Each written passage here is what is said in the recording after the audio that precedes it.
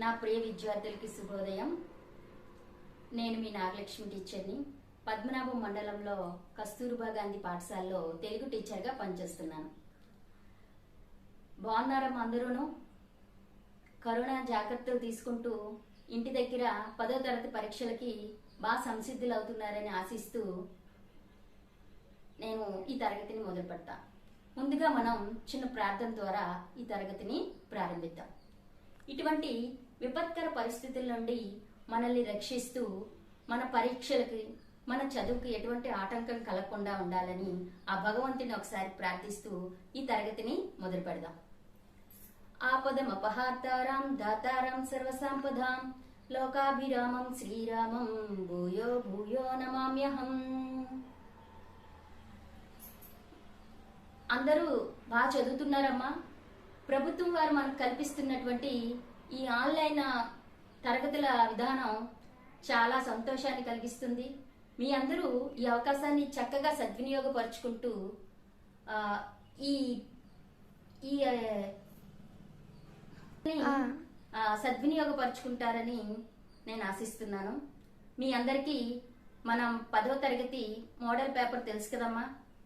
మారిన పరీక్షా విధానాన్ని మీ అందరూ అవగాహన చేసుకున్నారని నాకు తెలుసు. ఎందుకంటే మనం ఇది వరకు చాలా మోడల్ పేపర్స్ని చదువుకోవటం జరిగింది. పేపర్ విధానం మార్చారు, మన మార్కులు కూడా మారాయి. తర్వాత మనకి సిలబస్ కూడా మారడం జరిగింది. కొంచెంగా కుదించారు సిలబస్ని. మీకు సాధారణంగా కంటే ఎక్కువగా ప్రిపేర్ అవటానికి సమయం ఎక్కువ ఉందమ్మా, ఎక్కువ దొరికింది. కాబట్టి మీరు అన్నీ నేర్చేసుకుని పరీక్షల కోసం ఎదురు చూస్తున్నారని తెలుసు. అయితే మనం ఇప్పుడు అంశంలోకి వెళ్దాం. ప్రతిరోజు మీకు ఒక అంశాన్ని రివిజన్ క్లాస్లో చెప్పడం జరుగుతుంది. ఒకరోజు ప్రతిపదార్థాల కోసం, ఇంకొక రోజు పద్యాల కోసం, ఇంకొక రోజు వ్యాకరణ అంశాలు, ఒకరోజు సంయుక్త వాక్యాల కోసం. ఈ రకంగా ఒక్కొక్క రోజు ఒక్కొక్క అంశాన్ని తీసుకుని మీకు ఈ క్లాసుల్లో వివరించడం జరుగుతుంది. అయితే ఈరోజు నేను మీకు ప్రక్రియలు, నేపథ్యాలు, ఇంకా కవి పరిచయాల కోసం వివరించడానికి వచ్చాను. ఈ అంశాల్ని మనం మారక ముందు, పరీక్షా విధానం మారక ముందు పేపరు 2 మార్కులకి ఇచ్చేవారమ్మా. ఇప్పుడు 4 మార్కులు. మీరు ముఖ్యమైనటువంటి కొన్ని అంశాల్ని చదువుకుని బాగా గుర్తుపెట్టుకుంటే 4 మార్కులు మన చేతిలో ఉంటాయి. కాబట్టి మీరు ఈరోజు నేను చెప్పిన అంశాన్ని క్షుణ్ణంగా నేర్చుకుని ఏమైనా డౌట్లు ఉంటే మళ్ళీ నన్ను అడిగి తెలుసుకుంటారని ఆశిస్తూ ఈ తరగతిని మొదలు పెడుతున్నాను. మనకి పరీక్షా పేపర్ తెలుసు కదమ్మా మీకు. పరీక్షా పేపర్ మోడల్ పేపరు, అందులోని 4 మార్కులకి లఘు సమాధాన ప్రశ్నలు మనకి ఇవ్వడం జరుగుతుంది. అందులో మీకు ఒక పాఠ్యాంశ నేపథ్యాన్ని గాని, ఒక పాఠ్యాంశంలో కవి పరిచయాన్ని గాని, లేకపోతే ఆ పాఠ్యాంశ ప్రక్రియను గాని 4 మార్కులుగా ఇవ్వడం జరుగుతుంది. ఆ ప్రక్రియని వారు డైరెక్ట్ గా కాకుండా ప్రశ్న విధానంలో ఇస్తారు. ఫర్ ఎగ్జాంపుల్, ఉదాహరణగా తీసుకుంటే మాతృభావనను వివరించిన కవి గురించి రాయండి అని అడుగుతారమ్మా. అక్కడ గడియారం వెంకట శేషశాస్త్రి కోసం అడగకుండా మాతృభావనను వివరించిన కవి గురించి రాయండి, లేదా వెన్నెలను ఇంతగా వర్ణించినటువంటి కవి గురించి రాయండి. ఇలాగా ప్రశ్న విధానంలో మనకి ప్రశ్న ఇండైరెక్ట్ గా వస్తుంది. కాబట్టి మీకు ఆ పాఠ్యాంశ సారాంశం గాని, లేకపోతే ఆ పాఠ్యాంశ విషయం గాని అవగాహన ఉంటే, ఇది ఎర్రన్న కోసం అడిగారు, ఎర్రన్న కోసం డైరెక్ట్ గా ఎర్రన్న గురించి వివరించండి అని అడగకుండా ఆ పాఠ్యాంశ సారాంశంలో ఉన్నటువంటి అంశాన్ని వివరించిన కవి గురించి రాయండి, ఆ పాఠ్యాంశ ప్రక్రియ ఏ విధంగా కొనసాగింది అని ఇండైరెక్ట్ గా ప్రశ్నలు ఇవ్వటం జరుగుతుంది. దాన్ని మీరు బాగా పరిశీలించుకుని జవాబులు రాస్తారని ఆశిస్తున్నాం. అయితే ఈరోజు మనం ముందుగా మన తెలుగు వాచకంలో ఉన్నటువంటి ప్రక్రియల గురించి తెలుసుకుందామమ్మా. మనకి ప్రతి పాఠ్యాంశం, ప్రతి తెలుగు వాచకంలో పాఠ్యాంశాన్ని ఒక్కొక్క రకమైన సాహిత్య ప్రక్రియలతో మనకి ఇవ్వడం జరిగింది. ఎందుకంటే మనం సాహిత్యాన్ని క్షుణ్ణంగా అవగాహన చేసుకోవాలంటే అందులో ఉన్నటువంటి ప్రక్రియలన్నీ కూడా మనకు అవగాహన అయి ఉండాలి. కాబట్టి ప్రతి పాఠ్యాంశం కూడా ఒక ప్రక్రియతో మనకి రూపొందించి మనకి పుస్తకంలో అచ్చువేసి ఇచ్చారు. కాబట్టి మనం కొన్ని ముఖ్యమైన ప్రక్రియల్ని తెలుసుకుందాం. అయితే మనకి లేఖా ప్రక్రియ, ఈ లేఖా ప్రక్రియ మనకి ఏ పాఠ్యాంశంలో ఇవ్వడం జరిగిందమ్మా? ఏ పాఠ్యాంశం లేఖా ప్రక్రియ?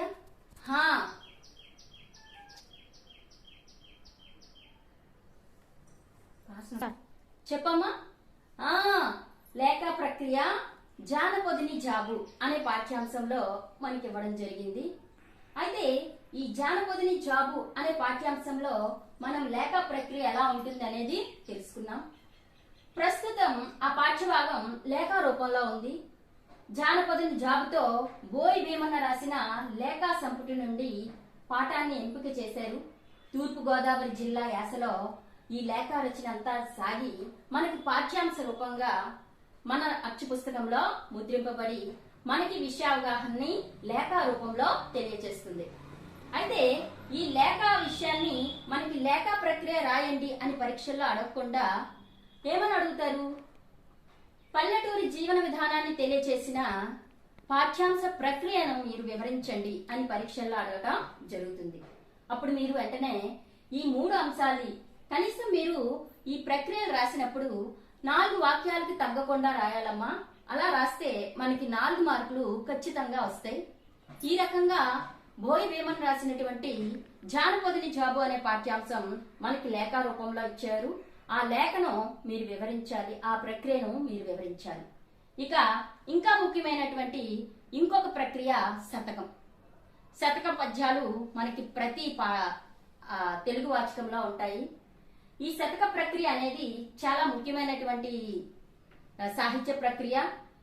శతక పద్యాల్లో అసలు శత అంటే 100 అమ్మ, శతకం అంటే 100 లేదా అంతకంటే ఎక్కువ పద్యాలు ఉన్నటువంటి గ్రంథ సంపుటి. ఈ శతక పద్యాల్ని ప్రతి తెలుగు వాచకంలో మనం నేర్చుకుంటూ ప్రతి తరగతిలోని నీతి శతకాలను చదువుకుంటూ వస్తున్నాం. అయితే మనం ఈ ప్రక్రియలో రాయాల్సింది 4 వాక్యాలమ్మా. ఒకటి, శతక పద్యాల్లో మొగుటం ప్రధానమైనది. ఈ పద్యాల్లో ప్రతి పద్యం చివర మొగుటం ఉంటుంది. ఇవి ముక్తకాలు, అంటే ఏ పద్యానికదే స్వతంత్ర భావంతో ఉంటుంది అని అర్థం. శతక పద్యం యొక్క లక్షణం ఏంటి అంటే శతకం మొకుటాన్ని కలిగి ఉంటుందమ్మా. మొకుటం అంటే కిరీటం అని అర్థం. అంటే కిరీటం ఏ స్థానంలో ఉంటుంది? అగ్రస్థానంలో ఉంటుంది. అంటే మనం ఈ మొకుటం యొక్క భావాన్ని మనం సంబోధిస్తూ ఈ యొక్క భావాన్ని మనం చెప్పాలి. ఆ మొకుటం అనేది శతకానికి ప్రధానమైనది. ఇక శతకాలు, ముక్తకాలు. ముక్తకం అంటే ఏ పద్యానికి ఆ పద్యం స్వతంత్ర భావాన్ని కలిగి ఉంటాయి. ఒక పద్యంతో ఇంకో పద్యానికి సంబంధం లేకుండా. అంటే ఏంటమ్మా, ధారావాహిక సీరియల్ వస్తుంది కదా, టీవీలో చూస్తూ ఉంటారా మీరు అందరూ కూడా. ఈ రోజు సీరియల్కి ఇంకో సీరియల్కి అటాచ్మెంట్ ఉంటుంది. ఫర్ ఎగ్జాంపుల్ సముద్ర లంఘనం పాఠ్యాంశాన్ని తీసుకోండి. సముద్ర లంఘనంలో పాఠ్యాంశంలో పద్యాలన్నీ కూడా ఒక పద్యం తర్వాత ఇంకొక పద్యానికి కంటిన్యూషన్. ఈ శతక పద్యాల్లో అటువంటి కంటిన్యూషన్ అనేది ఉండకుండా ఏ పద్యానికి ఆ పద్యమే సంపూర్ణ భావాన్ని కలిగి ముక్తకాలుగా శతకాలు ప్రసిద్ధి చెందాయి. ఈ శతకాల యొక్క లక్షణం ఏంటి అంటే మొకుటాన్ని కలిగి ఉండటం, రెండవది శతకాలు, ముక్తకాలు. ఈ రకంగా ఈ శతక ప్రక్రియ కోసం మీరు ఒక 4 వాక్యాల్ని రాస్తే మనకి ఖచ్చితంగా 4 మార్కులు అనేవి చేతిలో ఉంటాయి. ఇక ఈ రకంగా లేఖ, శతక ప్రక్రియలు చాలా ముఖ్యమైనవి. ఖచ్చితంగా మనకు పరీక్షల్లో అడుగుతారు. పరీక్షల్లో ఖచ్చితత్వాన్ని కలిగి ఉండే 4 అంశాలు మాత్రమే నేను మీకు ఇప్పుడు వివరిస్తున్నాను. ఇక తర్వాత మనం ముఖ్యమైనటువంటి ప్రక్రియ ప్రబంధం. ప్రబంధం అనే పాఠ్యాంశం మనకి సముద్ర లంఘనం పాఠ్యభాగం ద్వారా మనం ప్రబంధం అనే ప్రక్రియను నేర్చుకున్నాం. ఇంకా వెన్నెల పాఠ్యాంశాన్ని కూడా మనం నేర్చుకున్నాం. అయితే అయితే ఈ ప్రబంధ ప్రక్రియ మనకి సముద్ర లంఘనం పాఠ్యాంశం ద్వారా ఇవ్వటం జరిగింది. సముద్ర లంఘనం అనే పాఠ్యాంశాన్ని ఏ ప్రక్రియ ద్వారా మీరు నేర్చుకున్నారు అని ప్రశ్న ద్వారా మనం జవాబులు రాయాల్సి వస్తుందమ్మా. ఇప్పుడు ప్రబంధం కోసం మనం తెలుసుకుందాం. వర్ణనా ప్రధానమైన కావ్యాలను ప్రబంధాలు అంటారు. రామాయణ మహాభారత భాగవతాల నుండి గాని పురాణాల నుండి గాని ఒక చిన్న కథను తీసుకుని కవి తన కల్పనా చాతుర్యంతో అష్టాదశ వర్ణనలతో పెంచి స్వతంత్ర కావ్యంగా రాస్తే దానిని ప్రబంధం అంటారు. చూడండమ్మా, ఒక పెద్ద గ్రంథాల నుంచి అంటే భాగవతం గాని రామాయణం గాని మహాభారతం గాని ఇటువంటి గ్రంథాల నుంచి ఒక చిన్న అంశాన్ని మనం తీసుకుని దానికి అష్టాదశ వర్ణనలు కల్పించి దానిని మనం తిరిగి ఒక కావ్యంగా రాస్తే దాన్ని ప్రబంధ కావ్యంగా చెప్పడం జరిగింది. అయితే ఈ ప్రబంధ కావ్యాల్ని అష్టదిగ్గజాలుగా పేరుగాంచినటువంటి కవులు శ్రీకృష్ణుడి దేవరాయల ఆస్థానంలో ఉండేవారు. వారు ఈ ప్రబంధాల్ని ఎక్కువగా రచించేవారు. అష్టాదశ కవులలో ఒకరైనటువంటి అష్టదిగ్గజ కవుల్లో ఒకరైనటువంటి అయ్యలరాజు రామభద్రుడు రచించినటువంటి సముద్ర లంఘనాన్ని ఒక ప్రబంధ కావ్యంగా మనం పాఠ్యాంశంగా చదువుకున్నాం.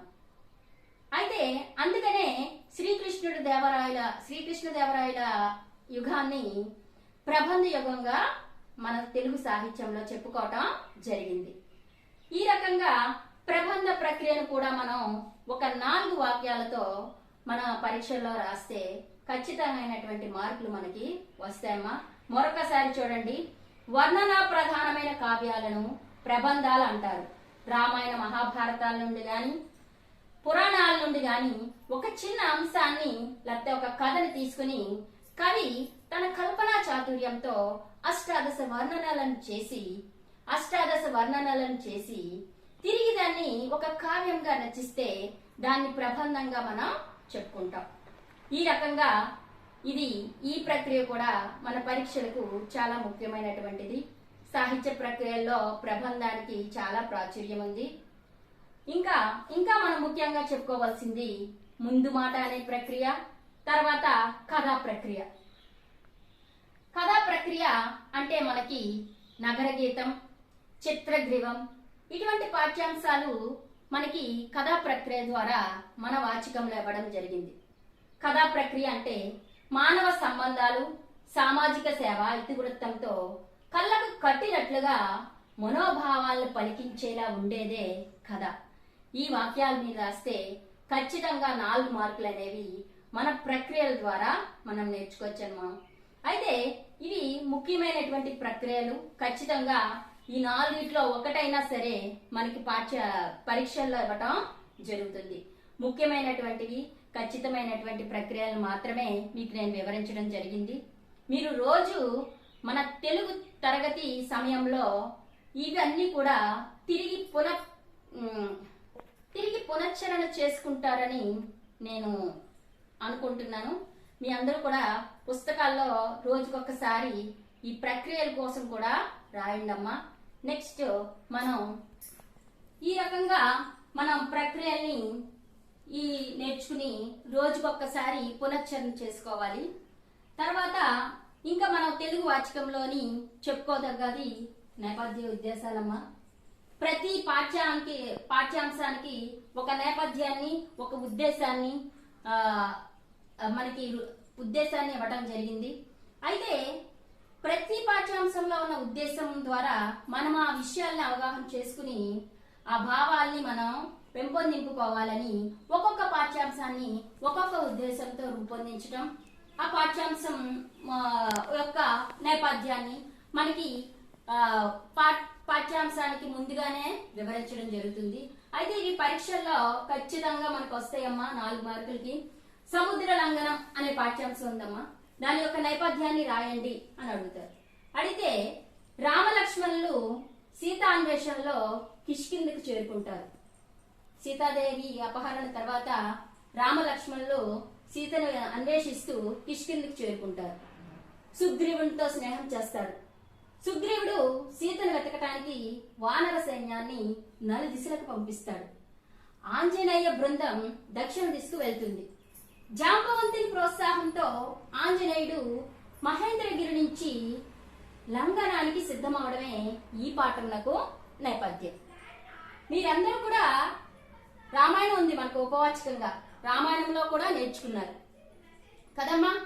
అయితే ప్రతి పాఠ్యాంశానికి నేపథ్యం ఏంటి అంటే ఆ పాఠ్యం యొక్క మొదలు, అంటే ఏ విధంగా పాఠ్యాంశంలోకి మనం వెళ్తున్నాం.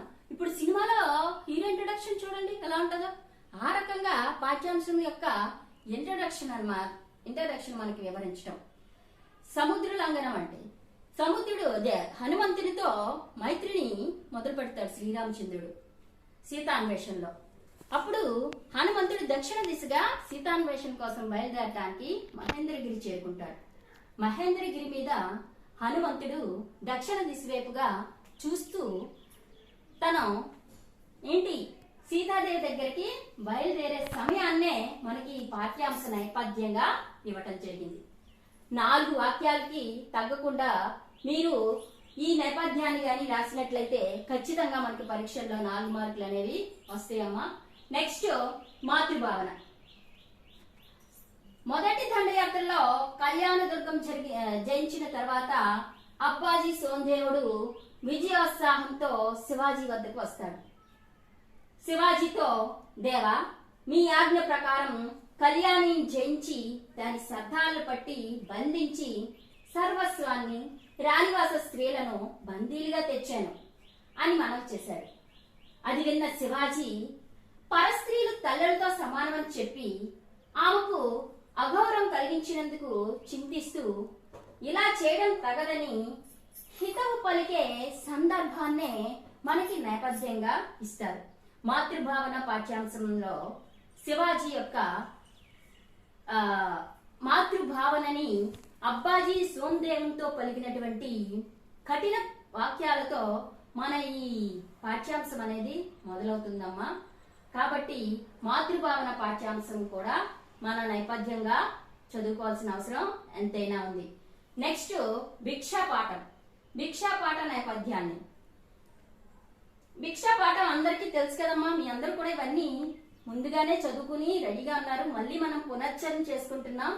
భిక్షా పాఠంలో వేద విభజన చేసి మహాభారతాన్ని, అష్టాదశ పురాణాలని రచించిన జ్ఞాని వేదవ్యాస మహర్షి.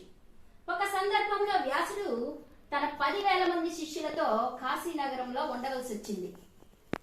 బ్రహ్మ ముహూర్తంలో నిద్రలేచి కాలకృత్యాలు పూర్తి చేసుకుని శిష్యులతో కూడా కాశీనగరంలో భిక్షాటనం చేస్తాడు. శిష్యులు తాను వేరువేరుగా తెచ్చిన భిక్షలో సగం అతిథి అభాగ్యులకు పెట్టి మిగిలినది భుజించేవారు. ఒకరోజు కాశీ విశ్వనాథుడికి వ్యాసుని పరీక్షించాలన్న సంకల్పం కలిగింది. ఆ సందర్భంగా జరిగిన సంఘటననే ఈ పాఠ్యాంశం యొక్క నేపథ్యంగా మనకి ఇవ్వడం జరిగింది. ఈ భిక్షా పాఠ్యాంశ నేపథ్యాన్ని, మాతృభావన పాఠ్యాంశ నేపథ్యాన్ని, సముద్ర లంఘనం పాఠ్యాంశ నేపథ్యాన్ని మనం చదువుకుని ఇలా పాఠ్యాంశం యొక్క ఉపోద్ఘాతాన్ని మనం తెలుసుకుంటే ఈ నేపథ్యాలు అనేవి మనం క్షుణ్ణంగా అవగాహన చేసుకునే వాళ్ళం అవుతామమ్మా. ఖచ్చితంగా పరీక్షల్లో రాయగలుగుతాం. ఈ రకంగా మనం నేపథ్యాలు నేర్చుకోవచ్చు. ఇవే కాకుండా ఇంకా మనకు అచ్చు పుస్తకంలో గోరంత దీపాల పాఠం ఇవ్వబడిందమ్మా. గోరంత దీపాల యొక్క పాఠ్యాంశ నేపథ్యం కూడా మనం పరీక్షల్లో ముఖ్యాంశంగా తీసుకోవాలి. సమాజంలో ఎంతో మంది అనాథ బాలల్ని మనం చూస్తూ ఉంటాం. ఇటువంటి పిల్లలు కనీస అవసరాలైన తిండి, బట్ట, చదువు మొదలైన వాటికి నోచుకోకుండా ఉంటారు. అనాథ బాలలను చేరదీసి వారి ఆకలిని తీర్చి విద్యా బుద్ధులు చెప్పిస్తే వారు కూడా మట్టిలో మాణిక్యాల్లా వెలుగొందుతారు. అటువంటి ఒక అనాథ బాలల్ని చేరదీసిన ఒక వృద్ధిని ప్రయత్నమే గోరంత దీపాల్లో పాఠ్యాంశం. సమాజంలో ఎంతో మంది అనాథ బాలలు ఉంటారు. మీరు చూస్తూ ఉంటారు అనాథ బాలల్ని రైల్వే స్టేషన్లోను, బస్సు స్టేషన్లోను, ఇంకా రోడ్ల మీద ఎక్కడ పడితే అక్కడ అనాథులు కార్లు తుడుస్తూ లేకపోతే ట్రైన్ క్లీన్ చేస్తూ ఈ రకంగా తర్వాత సిగ్నల్స్ పాయింట్స్ దగ్గర ఆడుకుంటూ కనిపిస్తుంటారు. ఇటువంటి అనాథ బాలని చేరదీసి వాళ్ళని కూడా ఆ, బాగా పెంచి చదువు నేర్పిస్తే వాళ్ళు కూడా మట్టిలో మాణిక్యాల్లో అవుతారనేదే ఈ గోరంత దీపాలు అనే పాఠ్యాంశం యొక్క నేపథ్యం.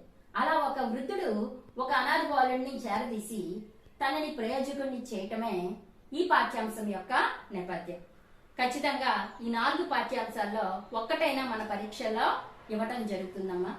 ఈ రకంగా మీరు పాఠ్యాంశంలో ఉన్నటువంటి నేపథ్యాన్ని కూడా చక్కగా క్షుణ్ణంగా అవగాహన చేసుకుని ఏవైనా డౌట్లు ఉంటే మమ్మల్ని అడిగి తెలుసుకుని పరీక్షల్లో బాగా రాస్తారని ఆశిస్తున్నా. తర్వాత మన మోడల్ పేపర్లో ముఖ్యంగా చెప్పుకోవాల్సిన అంశం కవి పరిచయాలు. ఈ రకంగా మనకి ప్రశ్న పత్రంలో లఘు సమాధాన ప్రశ్నల రూపంలో మనకి 4 మార్కులకి ఈ ప్రక్రియలు, ఈ నేపథ్యాలు, కవి పరిచయాలు ఇవ్వడం జరుగుతుంది. ఇప్పటి వరకు మనం ప్రక్రియలు, నేపథ్యాల కోసం తెలుసుకున్నాం. ఇవి చాలా ముఖ్యమైనటువంటివి. నేను మీకు వివరించానమ్మా. ఖచ్చితంగా మీరు గుర్తించుకొని చదివి పరీక్షల్లో రాస్తారు. తర్వాత కవి పరిచయాల దగ్గరికి వెళ్దాం. కవి పరిచయాలు మీకు డైరెక్ట్ గా ప్రశ్నలు అడగకుండా, ఇప్పుడు గడియారం వెంకట శేష శాస్త్రి గారి కోసం రాయండి అని అడగకుండా మాతృభావనను వర్ణించినటువంటి కవి గురించి వివరించుము, లేదా వెన్నెలను వర్ణించిన కవి విషయాల్ని రాయండి అని పరీక్షల్లో అడగటం జరుగుతుంది. అప్పుడు మనం ఆ వెన్నెల పాఠం యొక్క కవి గురించి, ఎర్రన గురించి రాయటం గాని, లేదా మాతృభావన పాఠ్యాంశాన్ని రచించినటువంటి గడియారం వెంకట శేష శాస్త్రి గారి కోసం రాయడం గాని మనం చేయాలమ్మా. అంతేగాని గడియారం వెంకట శేష శాస్త్రి గారి కోసం రాయండి, వివరించండి అని పరీక్షల్లో ఇవ్వటం తక్కువ సందర్భాల్లో జరుగుతుంది. మాతృభావనను వర్ణించిన కవి గురించి రాయండి, శివాజీ యొక్క మాతృత్వాన్ని తెలియచేసిన పాఠ్యాంశ రచయిత గురించి రాయండి అని పరీక్షల్లో అడగటం జరుగుతుంది.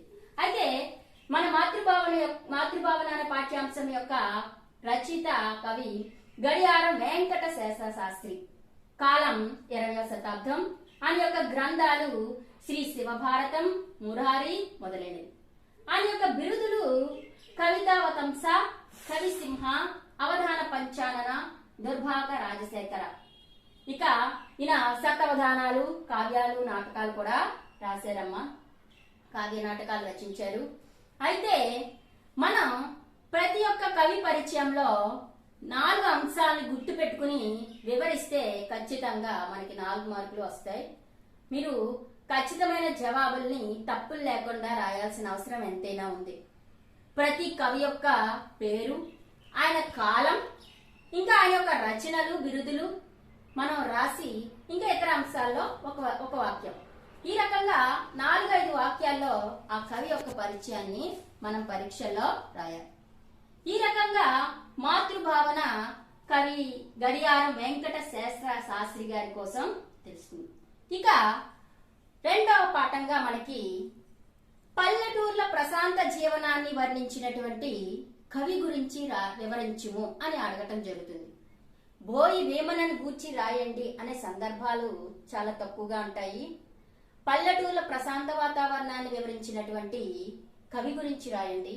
లేదా ఇంకేం జరుగుతుంది అంటే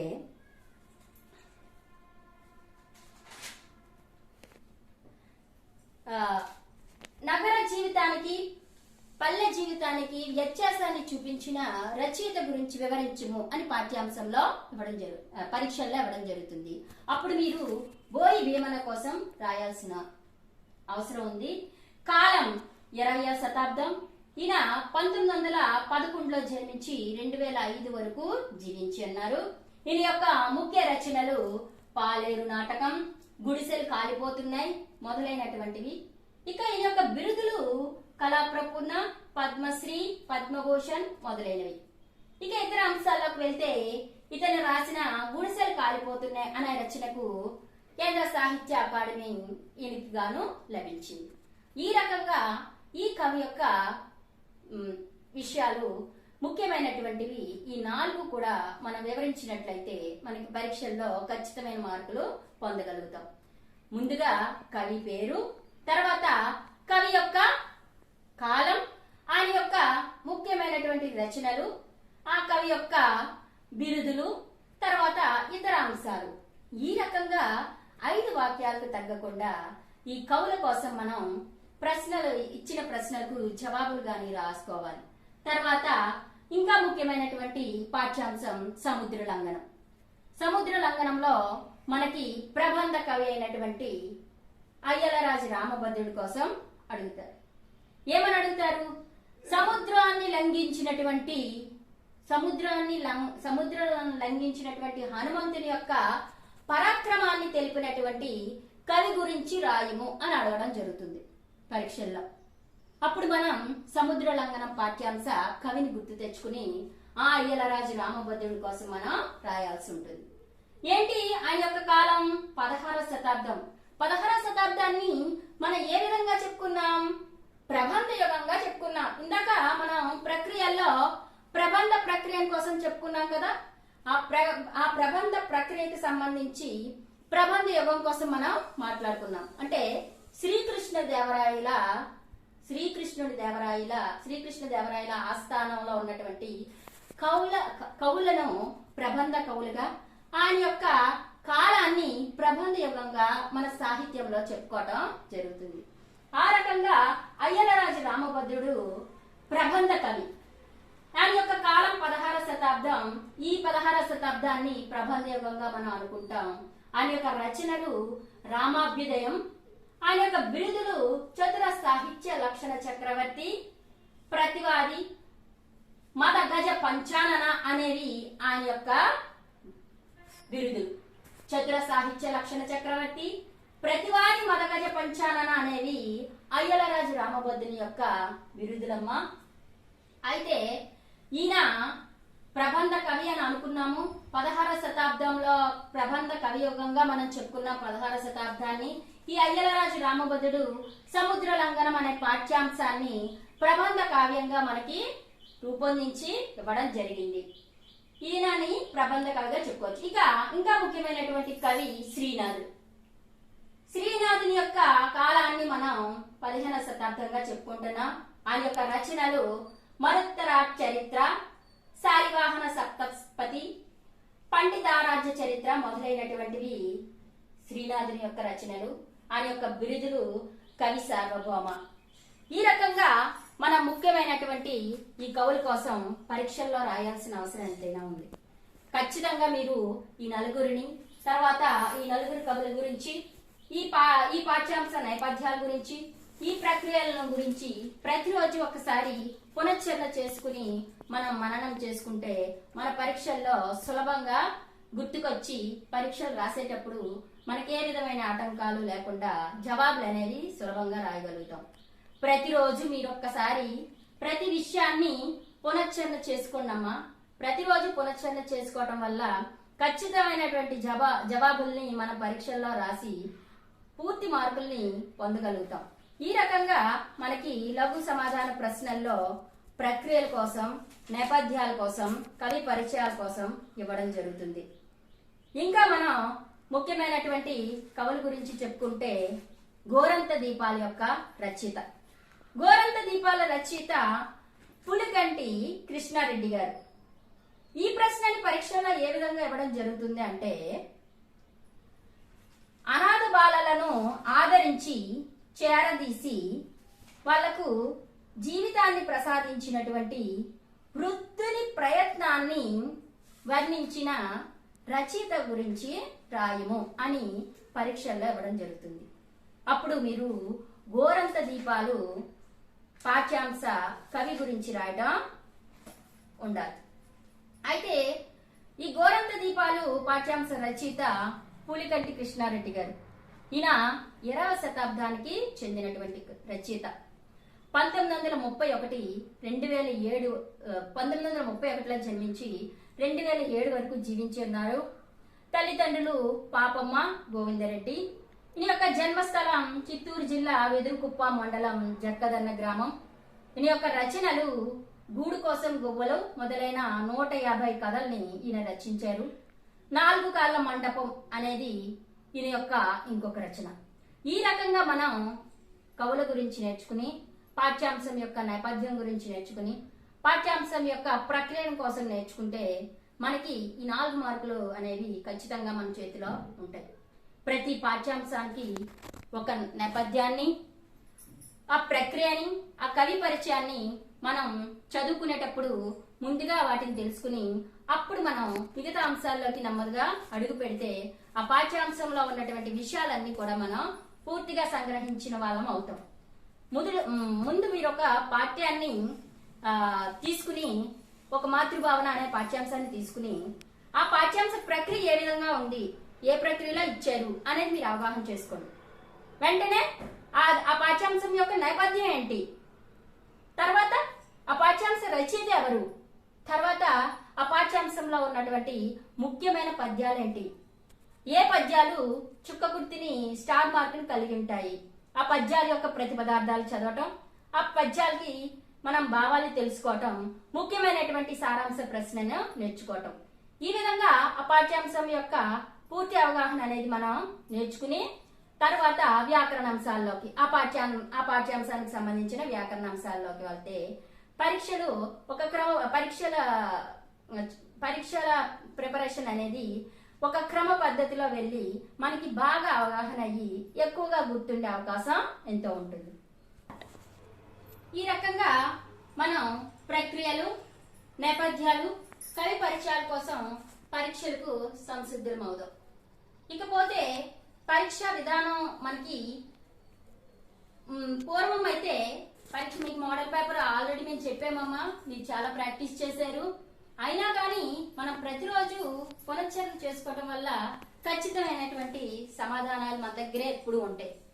ఇంకొకసారి మనం ఒక్కసారి మోడల్ పేపర్ ని మళ్ళీ మనం పునశ్చరణ చేసుకుందాం. మొదటిగా మనకి ఇంతకు ముందు పేపర్ 1, పేపర్ 2 అని ఇవ్వటం జరిగింది. ఇప్పుడు 2 పేపర్లు కలిపి ఒకే పేపర్ గా మనం రాయాల్సిన అవసరం ఉంది. ఇంతకు ముందు 50 మార్కులకు గాను తెలుగు వాచకంలో పాఠ్యాంశాన్ని, ఇంకా 50 మార్కులకు గాను ఉపవాచకాన్ని మనం పరీక్షల్లో రాసేవాళ్ళం. ఇప్పుడు 2 కలిపి 100 మార్కులుగా మనం పరీక్షలకి సంసిద్ధులుగా ఉన్నాం. ఇకపోతే మనం ప్రతిదీ ఒక పద్యానికి ప్రతిపదార్థం రాయటానికి మనకి 8 మార్కులను కేటాయించడం జరిగింది. మొదటి అంశంగా రోమన్ నెంబర్ 1లో అవగాహన ప్రతిస్పందన అనే ప్రక్రియ ద్వారా మనకి ఒక ప్రతిపదార్థాన్ని, ఒక పద్యాన్ని ఇచ్చి దానికి ప్రతిపదార్థం రాయమని అడుగుతారు. దానికి మనం సమాధానం రాస్తే 8 మార్కులు మనం పొందవచ్చు. ఇక రెండో అంశంగా ఒక పద్యం యొక్క పద్యపూరణలో ఒక పద్యాన్ని ఇచ్చి దాన్ని పూరించమని, దానికి కూడా మనం 8 మార్కుల్ని సంపాదించుకోవచ్చు.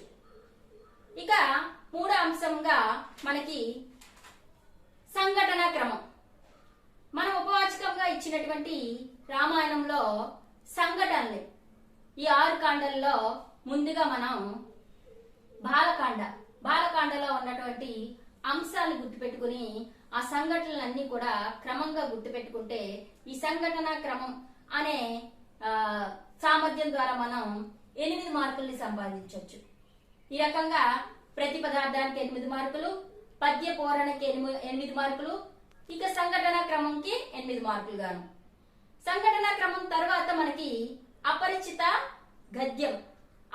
గద్యం ఇచ్చి దానికి ప్రశ్నల్ని రాయమని, ఆ ప్రశ్నలకి లేకపోతే జవాబులు రాయమని గాని అడగటం జరుగుతుంది. తర్వాత మనకి వ్యక్తీకరణ సృజనాత్మకత 36 మార్కులు మొత్తం.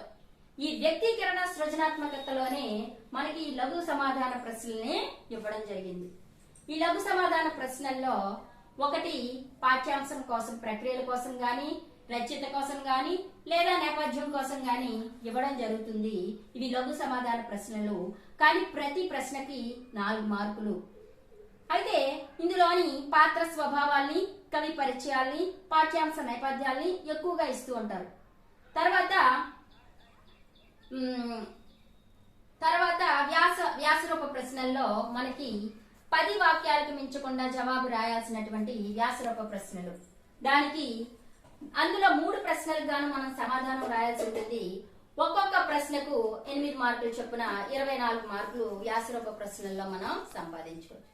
ముఖ్యమైనటువంటి పాఠాల యొక్క మన సారాంశం మొత్తం క్షుణ్ణంగా చదివి మనం గుర్తు పెట్టుకుని మళ్ళీ తిరిగి పరీక్షల్లో రాయటానికి సంసిద్ధులుగా మనం పునశ్చరణ చేసుకోవాలి. తర్వాత భాషాంశాల విషయానికి వెళ్తే 32 మార్కులు భాషాంశాల్లో మనకి ముందుగా అలంకారాన్ని ఇవ్వడం జరుగుతుంది, తర్వాత అర్థం ఇవ్వడం జరుగుతుంది. అలంకారాలు, అర్థాలు, ప్రకృతి వికృతులు, తర్వాత ఆధునిక వచన, సంధి, సమాసం, తర్వాత మనకి జాతీయాలు. ఈ రకంగా మనం పరీక్షల్లో ఈ వ్యాకరణ అంశాలన్నీ కూడా నేర్చుకుని పరీక్షలకు సంసిద్ధం అవ్వాలి. ఈ రకంగా ప్రశ్నపత్రం పూర్వం కంటే ఎన్నో మార్పులు జరిగి పూర్వం 4 మార్కులుగా ఉన్నటువంటి సమాధానాలు ఇప్పుడు 8 మార్కులుగాను ఇవ్వటం జరిగింది. ఇప్పుడు ప్రశ్నపత్రం మొత్తం ఒకటిగానే రూపొందించి మనము ఈ తెలుగు సబ్జెక్టుకి ప్రతి సబ్జెక్టుకి గాను ఒకే రోజు పరీక్ష రాసుకోవటం జరుగుతుంది. చూడండమ్మా, ప్రతి పత్రంలోని 3 సెక్షన్లు ఉంటాయి. ప్రశ్నాపత్రం చదువుకోవటానికి 15 నిమిషాలు, జవాబులు రాసుకోవటానికి 3 గంటల సమయం మనకి కేటాయించడం జరుగుతుంది. అన్ని ప్రశ్నలకు సమాధానాలు వాళ్ళు ఇచ్చినటువంటి బుక్లెట్ లోనే మనం రాసుకోవాలి. సమాధానాల్ని స్పష్టంగా గుండ్రంగా రాయాలి. తర్వాత మీకు నేను పరీక్షల్లో ఖచ్చితంగా మార్కులు వచ్చేటటువంటి కొన్ని సూచనలు ఇస్తాను. మీకు ప్రతి పదార్థం రాయమని మొదటి అంశంగా అడుగుతారు 8 మార్కులకి.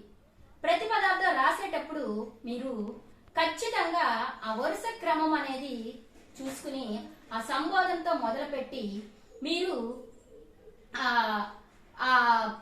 ఆ పదాల్ని స్పష్టంగా, సంధి పదాల్ని స్పష్టంగా గుర్తించి ఆ పదాల్ని అర్థాల కోసం నీటిగా విడదీసుకుని రాయాల్సి ఉంటుంది అంతేనా గాని.